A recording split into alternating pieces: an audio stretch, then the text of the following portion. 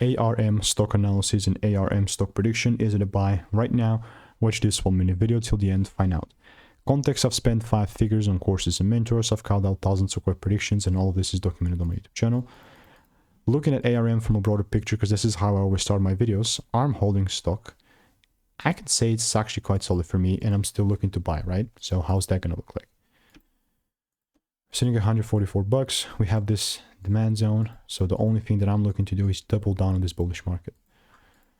What I'm not going to do is randomly start buying, but if there is this certain shift and a double break, then you guess I'm taking it up. Because there's just no reason not to, you know?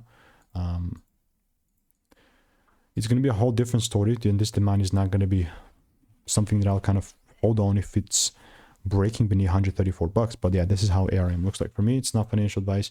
And if you want to make more money trading in a simple, lean way, click the first link in the description. That's a free newsletter.